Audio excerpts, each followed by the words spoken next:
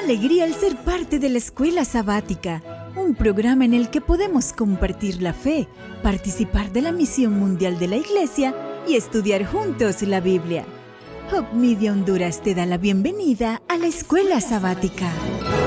Una vez más, amados hermanos, qué gozo. Nuestro corazón se llena de alegría cuando llega a este espacio, porque sabemos que estamos con usted, aunque no le vemos físicamente, pero sabemos que usted ahí está y Dios está con usted también. Hermano, este es un espacio especial y hay oportunidad y tiempo para que usted rápidamente comparta el enlace de este programa con aquellos que usted quiere ver en el reino de los cielos. Hágalo para que ellos se unan a esta alabanza también. Iniciamos este programa hablando con nuestro Dios por medio de la oración. Querido Dios, te damos las gracias por permitirnos estar una vez más alabando tu santo nombre. Y hoy, Señor, rogamos para que nuestras alabanzas lleguen al trono de tu gracia y que a través de ella recibamos tu santa y bendita bendición. Gracias, Señor, por escucharnos, por estar con nosotros. Te lo agradecemos todo en el nombre de Jesús.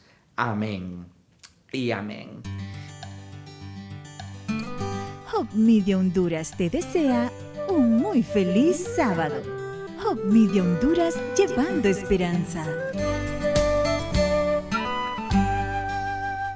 ¿Qué les parece si iniciamos o más bien continuamos entonando alabanzas a nuestro Dios? Y lo hacemos a través del himno número 523 de nuestro himnario adventista.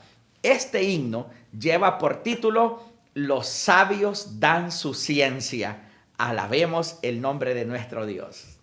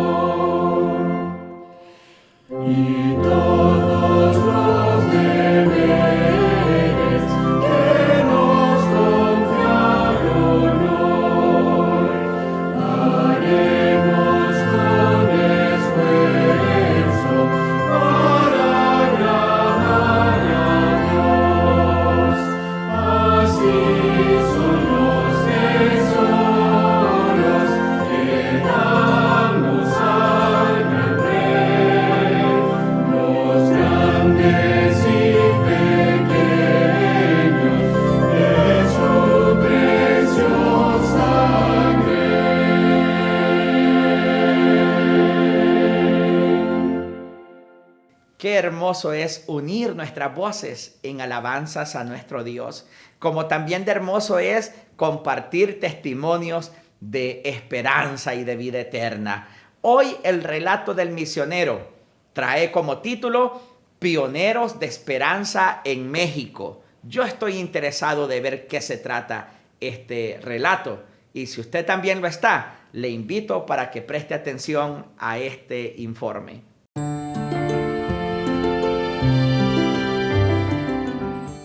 México. En 1891, Salvador Machizo llegó a Ciudad de México como misionero pionero. Nacido en Italia, Salvador se mudó a Estados Unidos a los 21 años y finalmente se dirigió a California, donde conoció el mensaje adventista mientras era paciente en el Hospital Santa Elena. Al principio rechazó el mensaje, pero después de estudiar los años con Aid y James, se convenció. Regresó a Italia para compartir el mensaje con su familia, pero fue rechazado. Volvió a los Estados Unidos, donde sintió el llamado de Dios para llegar este mensaje a México. Con recursos propios viajó a la Ciudad de México en 1891, esperando vender copias del Gran Conflicto. Pronto se dio cuenta de que los ricos no compartirían libros religiosos no aprobados por el clero y los pobres no podían comprarlos aunque pudiera leerlos. Además, los libros estaban en inglés. A pesar de estos obstáculos, vendió 2.500 libros. Salvador regresó a Paris Scripps, en Estados Unidos, para estudiar enfermería y luego volvió a México para reunirse con otros misioneros en Guadalajara. En 1899, retornó a la Ciudad de México. Salvador seguía el método de Cristo. Enseñó a la gente cómo construir casas y cómo cocinar mejores comidas, ayudó a los enfermos y enseñó a la gente el mensaje adventista. Durante su tiempo como misionero, Salvador trabajó como colportor, instructor bíblico, traductor y pastor. Estuvo durante la Revolución Mexicana, fue capturado y amenazado por soldados de ambos lados. Aún así, perseveró, determinado a llevar un mensaje de esperanza al pueblo de México. Gracias a su influencia, en 1899, George Washington estableció la primera iglesia adventista del Séptimo Día de México, hace más de 120 años, en Tacubaya, parte de la Ciudad de México. Hoy más de 9,000 iglesias y grupos y unos 800,000 adventistas del Séptimo Día en México, lo que significa que hay un adventista por cada 163 personas. A los misioneros pioneros como Salvador Machizo les decimos gracias.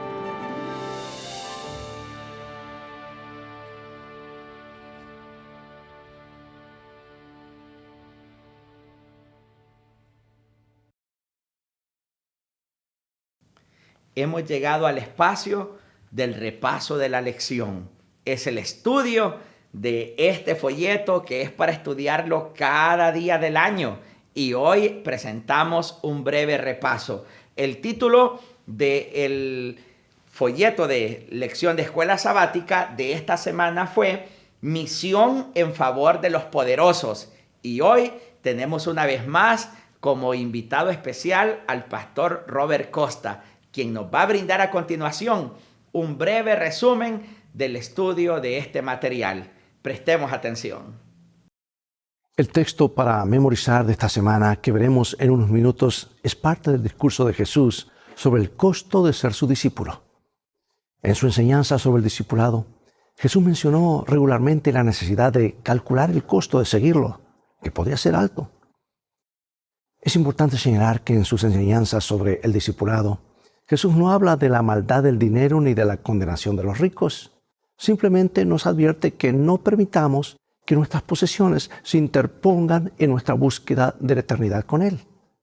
Ninguna de las cosas que el dinero puede permitirnos, ya sea placeres, poder, renombre, nos producirá ningún bien si, a causa de ellas, perdemos el derecho a la eternidad.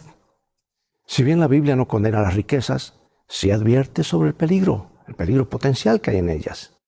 Porque según Pablo, el mal es el amor al dinero, no el dinero en sí. Y si le agregas dinero a un corazón egoísta, es la fórmula perfecta para la desgracia, el problema y los problemas serios que afectan no solamente a la persona, sino a los demás. Los ricos y poderosos, así como los pobres y los débiles, son igualmente bienvenidos al reino de Dios. Como Pedro se dio cuenta en la casa de Cornelio, dice, Dios no hace acepción de personas. Pero en cada nación, el que le teme y obra justicia, Él es acepto. Eso dice Dios. Dios está tan preocupado por la salvación de los ricos y los poderosos como por los pobres y los débiles. Así que toma tu Biblia. En un momento más regresaré para que consideremos juntos la misión en favor de los poderosos.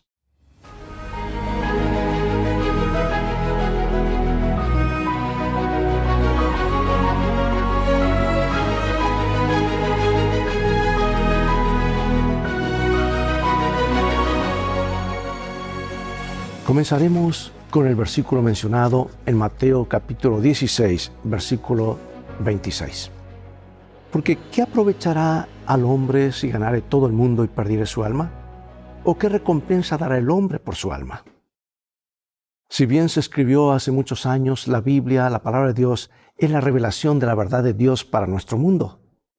Y entre las muchas verdades que revela está la de la naturaleza humana. Y que ya sea en la Judea del siglo VII o en el Perú del siglo XXI o allá por Europa o donde sea, básicamente todos somos iguales, pecadores necesitados de la gracia divina. Y esto incluye a los ricos y poderosos. Los ricos y los poderosos de los tiempos bíblicos no eran diferentes de los ricos y los poderosos de los tiempos modernos, especialmente en su búsqueda de riqueza, más fama, más poder, más cosas. Muchas veces, aunque no siempre, a expensa de los vulnerables. Sin embargo, Dios demuestra el mismo interés por la salvación de los ricos y los poderosos que por los débiles y los necesitados. Las Escrituras ofrecen algunos ejemplos apasionantes de personajes bíblicos que eran poderosos, o ricos, o ambas cosas, y cómo Dios los utilizó a ellos para hacer una bendición para las naciones. Ahí tenemos el ejemplo de Abraham, Isaac, Jacob, Salomón, José, por citar algunos. Y hoy exploraremos la misión de Dios para con los ricos y los poderosos. Emprendamos entonces el viaje para ver cómo Dios alcanzó a algunas de estas personas y cómo llama y prepara a los adventistas para dar testimonio a ellos también en la actualidad. Empecemos con el caso de Nabucodonosor. Como adventistas del séptimo día creemos en lo que se conoce como la expiación ilimitada. Esto significa que, a diferencia de la postura de algunos cristianos, creemos que la muerte de Cristo fue por toda la humanidad, no únicamente por un grupo especial de los predestinados por Dios para salvación. Porque Dios desea que todos los hombres sean salvos y vengan al conocimiento de la verdad. Jesús ofreció como sacrificio por nuestros pecados, y no solamente por los nuestros, sino también por los de todo el mundo. Por eso todos fuimos elegidos en Él desde antes de la creación del mundo, aunque no todos lo elijan a Él. Por consiguiente, también encontramos relatos en la Biblia de todo tipo de personas que son alcanzadas por Dios. Un ejemplo sorprendente en la Biblia de cómo Dios alcanza a los incrédulos, a los poderosos incrédulos, vamos a decir así, es la historia del rey Nabucodonosor. El juicio de Dios se ejecutó sobre él de una manera similar a la de algunos reyes israelitas. Pero el relato bíblico de Nabucodonosor, quien recapacitó y reconoció al Dios creador, muestra que Dios se preocupa tanto por los ricos y los poderosos como por los débiles y los necesitados. En el versículo 37, el más poderoso hombre de la tierra, aquí en Daniel capítulo 4, versículo 37, nos dice: Ahora yo, Nabucodonosor, alabo, engrandezco y glorifico al Rey del cielo, porque todas sus obras son verdaderas y sus caminos justos, y él puede humillar a los que andan con soberbia. Bueno, ojalá todos los ricos, los poderosos y los soberbios de entre los mortales comprendieran esta verdad. La pregunta es, ¿qué podemos aprender de esta historia? En primer lugar, Dios utiliza a creyentes comprometidos como Daniel como puente para llegar a los incrédulos poderosos. En segundo lugar, Dios puede intervenir directamente en el proceso de testificación para alcanzar a los incrédulos poderosos. Dios humilló a Nabucodonosor por su orgullo y su arrogancia. Y aunque esta fue una historia muy dramática, hay muchas otras maneras en las que los ricos, los poderosos y los arrogantes pueden ser humillados. Aunque no seamos ricos ni poderosos según los criterios del mundo, pregunto, ¿por qué debemos tener cuidado de evitar el tipo de arrogancia que había manifestado este rey? Es que eso no es compatible con la actitud de un cristiano. ¿Por qué tener esa actitud es más fácil de lo que pensamos? Especialmente cuando la fama, el dinero nos va elevando al punto de que ya nos da vértigo mirar para abajo. Dios nos ayuda a realinear nuestra vida, nuestras prioridades con los principios de este libro. Este es el manual de nuestro Creador, el manual de la felicidad. Vamos a otro caso de un poderoso Naamán. Bueno, Cristo murió por todos, por supuesto, independientemente de su origen, riqueza, etnia o estatus. Dios está alcanzando a poderosos del mundo no cristiano, y espera que vivan a la altura de la luz que tienen. En el libro 2 de Reyes, capítulo 5, leemos: Entonces Naamán dijo: Te ruego pues, ¿de esta tierra no se dará a tu siervo la carga de un par de mulas? Porque de aquí en adelante tu siervo no sacrificará holocausto ni ofrecerá sacrificio a otros dioses sino a Jehová. En esto perdone Jehová tu siervo, que cuando mi señor el rey entrara en el templo de Rimón para adorar en él, y se apoyare sobre mi brazo, si yo también me inclinare en el templo de Rimón, cuando haga tal, Jehová perdone en esto a tu siervo. Y él le dijo: Ve en paz. Se fue pues y caminó como media legua de tierra. Naamán hizo 2 peticiones inusuales después que Dios lo sanó de la lepra. En primer lugar, pidió llevar 2 mulas cargadas de tierra de Israel a Siria, con el propósito de adorar al Dios vivo. Dijo: porque de aquí en adelante tu siervo no sacrificará holocausto ni ofrenda a otro Dios, sino al Señor. En segundo lugar, Naamán pidió permiso para inclinarse junto a su rey, aunque ya no adoraría a los dioses de su rey. Bueno, ahora Naamán creía en el único Dios verdadero. Sin embargo, todavía tenía creencias paganas. Su pedido de llevarse tierra de Israel indicaba que no entendía completamente al Dios creador. Tal vez supuso que necesitaba llevar tierra porque en su cosmovisión Dios es territorial como sus antiguos dioses, o tal vez quería, construir un altar con la tierra de Israel. Como algunos que tengo entendido que incluso traen en frasquitos agua del río Jordán para echarla al bautisterio porque piensa que hay algo especial. Hermano, no hay nada especial en eso. De cualquier manera, su creencia en Dios estaba mezclada con sus antiguas creencias. La historia de Naamán ofrece un contexto para los no cristianos que se acercan a Cristo en la actualidad. Una lección que podemos aprender de la historia de Naamán es que los cambios de cosmovisión llevan tiempo. La segunda petición era más preocupante. ¿Por qué Naamán pedía permiso para inclinarse junto con su rey para luego pedir a Dios que lo perdonara? La respuesta del profeta nos da una pista. Dice: ve en paz. Como poderoso de Siria, Naamán tenía deberes que cumplir que suponían un reto para su nueva fe. Es importante que los nuevos creyentes, especialmente los que provienen de otras religiones, reciban apoyo y orientación paso a paso para hacer frente a las exigencias culturales y sociales de su vida pasada antes de ser una nueva persona de fe. Recuerda, Naamán dejó su país impío como leproso y regresó como un hombre sanado y un discípulo del Dios creador. Acababa de comenzar su experiencia, necesitaba tiempo para crecer. ¿Qué lecciones debemos aprender de esta historia acerca de no presionar a la gente demasiado rápido, especialmente a quienes vienen de una cultura o trasfondo no cristiano? Vamos a otro personaje clave es Nicodemo. Nicodemo era un hombre culto. La Biblia lo describe como un gobernante de los judíos. Jesús se refirió a él como maestro de Israel. Conocía bien su Biblia y tenía sed espiritual del Señor. Y desde una perspectiva humana podía parecer un seguidor de Dios. Guardaba todos los mandamientos, era un líder respetado entre los judíos, era poderoso y rico. Y muchos consideran que estas cosas eran señales de que Dios lo había bendecido. Sin embargo, resulta que estas apariencias superficiales eran únicamente eso, apariencias superficiales. En San Juan capítulo 3 nos dice: había un hombre de los fariseos que se llamaba Nicodemo, un principal entre los judíos. Este vino a Jesús de noche y le dijo: Rabí, sabemos que has venido de Dios como maestro, porque nadie puede hacer estas señales que tú haces si no está Dios con él. Respondió Jesús y le dijo: de cierto te digo que el que no naciere de nuevo no puede ver el reino de Dios. Nicodemo le dijo: ¿cómo puede un hombre nacer siendo viejo? ¿Puede acaso entrar en segunda vez en el vientre de su madre y nacer? Respondió Jesús: de cierto te digo, que el que no naciere de la agua y del Espíritu no puede entrar en el reino de Dios. Lo que es nacido de la carne, carne es, y lo que es nacido del Espíritu, Espíritu es. No te maravilles de que te dije: os es necesario nacer de nuevo. El viento sopla donde quiere y oye su sonido, mas ni sabes dónde viene ni a dónde va. Así es todo aquel que es nacido del Espíritu. Y respondió Nicodemo y dijo: ¿cómo puede hacerse esto? Respondió Jesús y le dijo, ¿eres tú maestro de Israel y no sabes esto?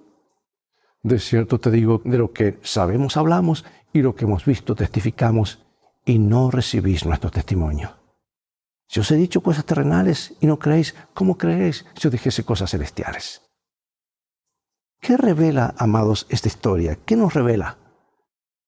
Acerca de las necesidades espirituales de Nicodemo y cómo las abordó Jesús de inmediato. Jesús fue al corazón, al grano, al punto del asunto con Nicodemo. Y cuando Nicodemo se acercó a Jesús, trató de salvar las apariencias, el statu quo, pero Dios conocía su corazón. Del mismo modo, Dios conoce el corazón y las necesidades de todos los ricos y poderosos, sin importar su origen. Nicodemo fue a Jesús porque sus enseñanzas lo habían convencido, pero su orgullo le impedía confesar abiertamente a Jesucristo como Señor. Pero aquella noche lo cambió para siempre. Incluso después de convencerse de que Jesús era el enviado de Dios, siguió sin reconocer abiertamente que era seguidor de Jesucristo. Vemos en San Juan, capítulo 7, lo que nos dice. Hubo entonces disensión entre la gente a causa de él, y algunos de ellos querían prenderle, pero ninguno le echó mano. Los alguaciles vinieron a los principales sacerdotes y a los fariseos, y estos le dijeron, ¿por qué no le habéis traído? Los alguaciles respondieron, jamás obra alguno ha hablado como este hombre. Entonces los fariseos le respondieron, ¿también vosotros habéis sido engañados? ¿Acaso ha creído en él alguno de los gobernantes o de los fariseos? Mas esta gente que no sabe la ley maldita es. Les dijo Nicodemo, el que vino a él de noche, el cual era uno de ellos, ¿juzga acaso nuestra ley a un hombre si primero no lo oye y sabe lo que ha hecho? Respondieron y le dijeron, ¿eres tú también Galileo? Escudriña y ve que de Galilea nunca se ha levantado profeta. También Nicodemo, el que antes había visitado a Jesús de noche, vino trayendo un compuesto de mirra y de áloes como 100 libras. Amados, ¿qué nos dice estos textos acerca de Nicodemo y Jesús? En estos versículos podemos ver que Nicodemo obviamente había quedado tremendamente impactado con Jesús. Intentó protegerlo cuando Jesús estaba vivo y luego honrarlo después de su muerte. Sin duda Jesús había tocado a Nicodemo, quien por más alarde de su conocimiento y sabiduría quisiera, tenía una gran necesidad del Salvador, como todos nosotros. ¿Por qué debemos tener cuidado con la trampa de pensar que, dado que tenemos la verdad y la tenemos en realidad, entonces el solo conocimiento de esta verdad es suficiente para salvarnos? ¿Cuántas almas se perderán que tenían conocimiento más que suficiente para salvarse, incluyendo el mensaje de los 3 ángeles? Es que hay algo más, amados, más del conocimiento intelectual. Hay algo mucho más profundo que eso. Otro ejemplo, tenemos el joven rico, o maestro de la ley, San Mateo capítulo 19. Entonces vino uno y le dijo, maestro bueno, ¿qué bien haré para tener la vida eterna? Él le dijo, ¿por qué me llamas bueno? Ninguno hay bueno sino uno, Dios. Mas si quieres entrar en la vida, guarda los mandamientos. Jesús le dijo, si quieres ser perfecto, anda, vende lo que tienes y dalo a los pobres, y tendrás tesoro en el cielo, y ven y sígueme. Oyendo el joven esta palabra, se fue triste porque tenía muchas posesiones. Bueno, ¿qué lecciones podemos aprender aquí de la historia en la que, a diferencia de Nicodemo, una persona no aceptó a Jesús? Nicodemo lo aceptó, pero este joven se retiró. La interacción de Jesús con el joven rico muestra lo peligroso que pueden ser las riquezas. Fíjate en las palabras, repito, es más fácil que un camello, dijo Jesús, entre por el ojo de una aguja, que era una puertita bien pequeñita, que apenas entraba un cordero, una oveja, que un rico entre el reino de Dios.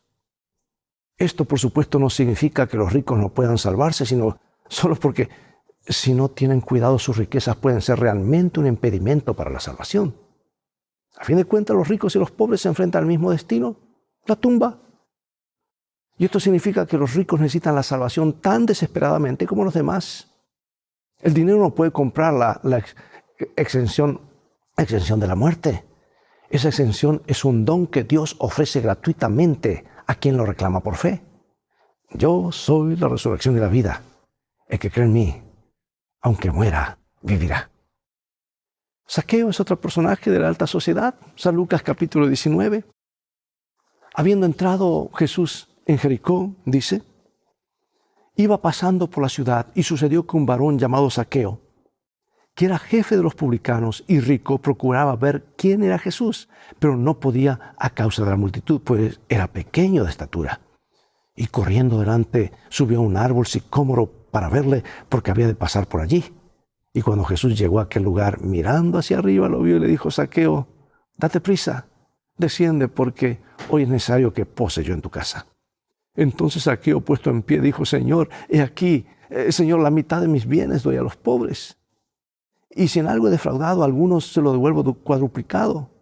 Jesús le dijo, hoy ha venido la salvación a esta casa, por cuanto él también es hijo de Abraham. Porque el Hijo del Hombre vino a buscar y a salvar lo que se había perdido. Qué interesante. ¿Cuál es la diferencia entre esta historia y la del joven rico? Zaqueo respondió a Jesús de una manera que lamentablemente no lo hizo el joven rico.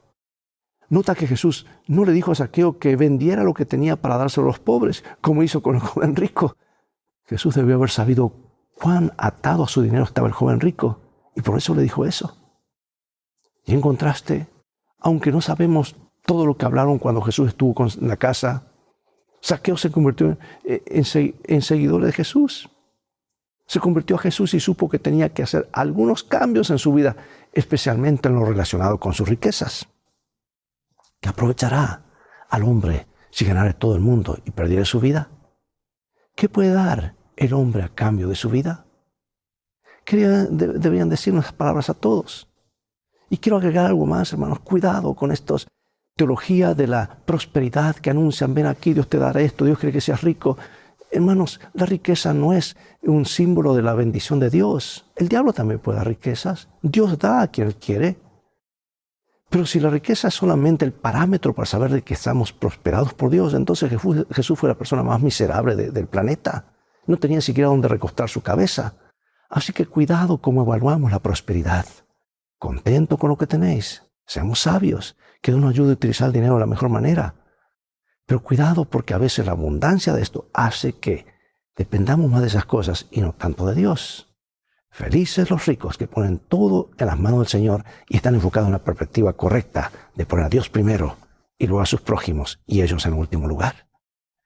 Bueno, Jesús sabía cómo hacerse amigo de los poderosos. Muchos de ellos lo admiraban y lo respetaban.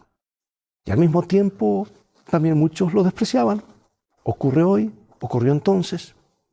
Los poderosos de la Biblia que acudieron a Jesús en busca de ayuda seguramente sintieron que Él se preocupaba por ellos. Además, muchos de los ricos y poderosos no acudieron abiertamente a Jesús de inmediato.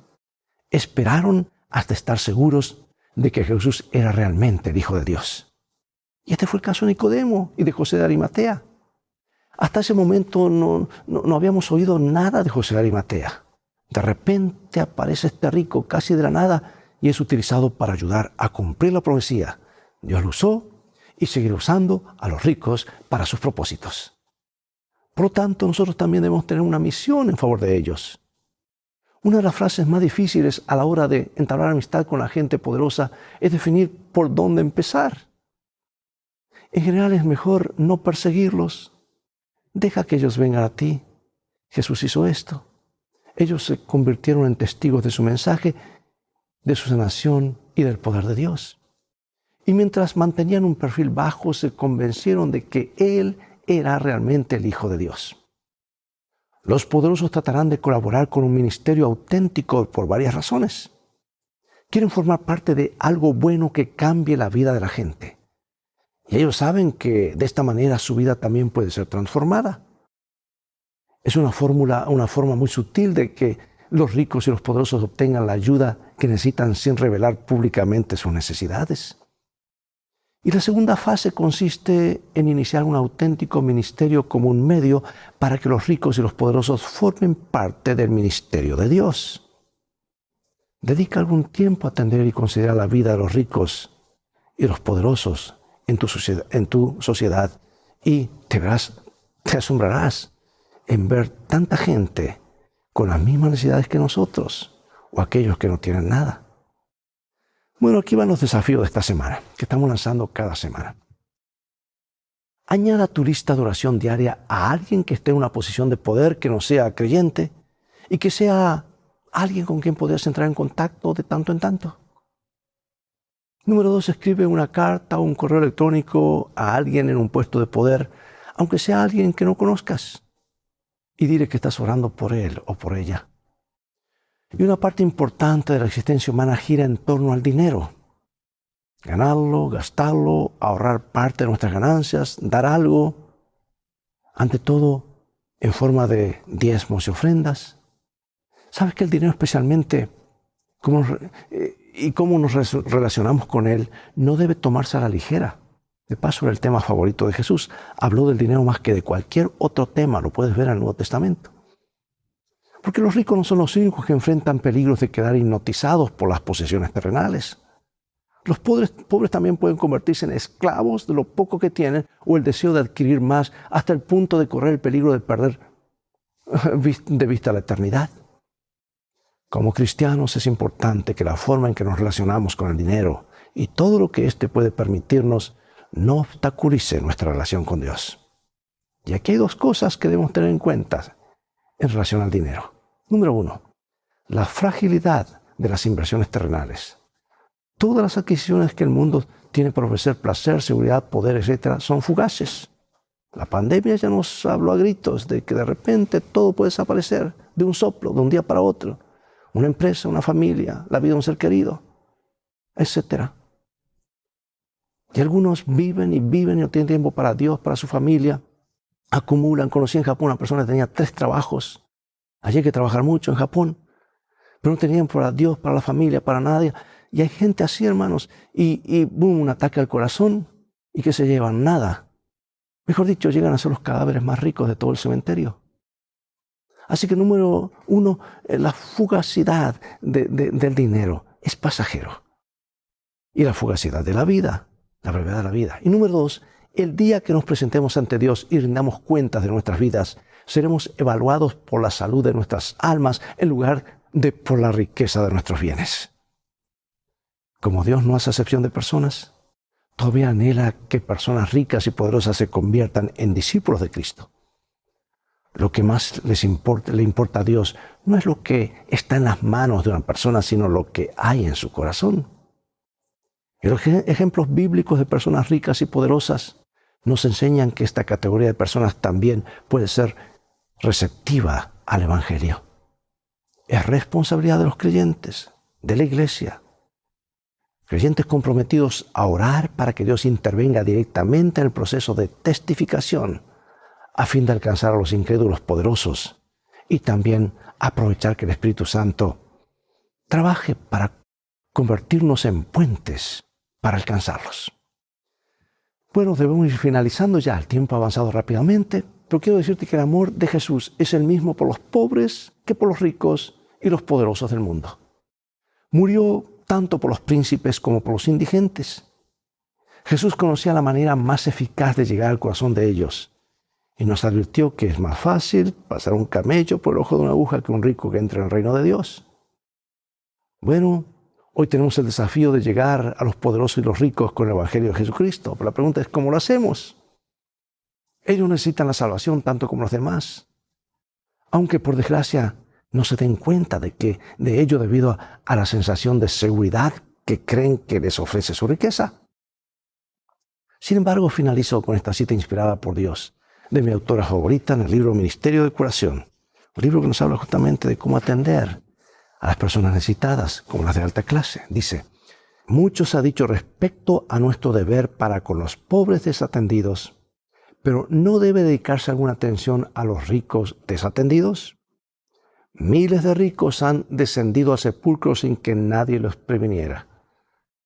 Pero, por muy indiferente que parezcan, muchos de ellos andan con el alma cargada. Dios nos ayude, hermano y hermana, a que pongamos esto como una de nuestras prioridades en nuestra vida. Orar por aquellos que están en cargos importantes de mucha responsabilidad o que han sido bendecidos con una herencia o con mucho dinero o posesiones, para que tú te puedas transformar Tú y yo nos podemos transformar en capellanes espirituales, líderes espirituales para ellos. Interesarnos por ellos, orar por ellos y pedir que Dios haga un puente para que ellos conozcan el resto de la historia. Bien, vamos a orar y pedir que Dios nos bendiga. Gracias, Padre, porque nos das una porción para hacer de este lado de la eternidad. Queremos enfocarnos en alcanzar a todas las personas, no hacer acepción de personas, porque sean más pobres o más ricos o diferentes grupos étnicos. Ruego que nos ayudes a ver a cada persona como alguien ganable, alguien que es un candidato en potencia para el reino de los cielos. Úsanos como puentes de bendición para el mundo. En el nombre de Jesús oramos. Amén. Bien, es todo el tiempo que tenemos por hoy. Llegó el momento de despedirnos. Será hasta el próximo programa de Lecciones de Vida o Escuela Sabática. Invita a otros a sintonizar este canal.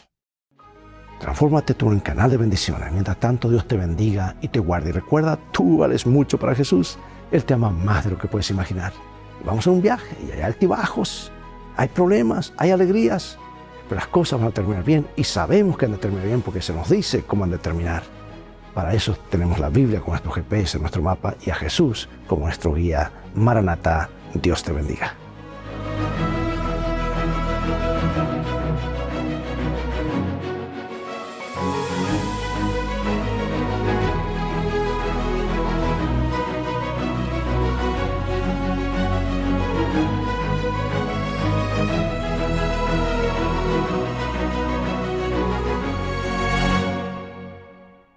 Gracias, Pastor Robert Costa, por presentarnos ese resumen tan maravilloso y edificante a nuestra vida. Querido hermano, que Dios bendiga su vida.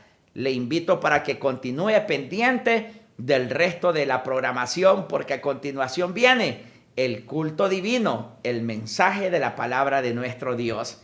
Oramos por ustedes en esta mañana. Querido Dios, bendice a tus hijos que están sintonizando este programa. Y si hay algún corazón que está triste y afligido, dale el gozo de tu salvación y permítele ver en esta mañana y sentir en sus corazones tu santa y divina presencia. Lo rogamos, Señor, en el nombre de Jesús. Amén y amén. ¡Qué privilegio que nos hayas acompañado en la escuela sabática! Hope Media Honduras te desea un muy feliz sábado.